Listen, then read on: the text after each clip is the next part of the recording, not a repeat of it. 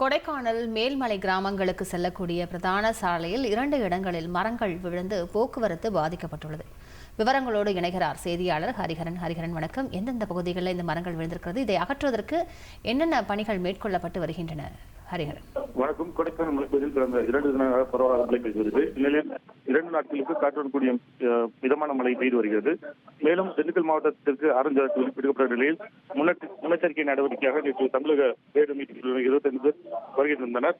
இன்று காலை அப்சர்வேட்டரி பகுதியிலிருந்து மேல்மலை பகுதிக்கு செல்லக்கூடிய பிரதான சாலையில் ராட்சத மரம் முறிந்து வந்து போக்குவரத்து 1 மணி நேரத்துக்கு பாதிக்கப்பட்டது. இந்த மரத்தை அகற்றும் பணியில் தற்போது தமிழக பேரிடர் மீட்பு குழுவினர் ஈடுபட்டு வருகின்றனர்.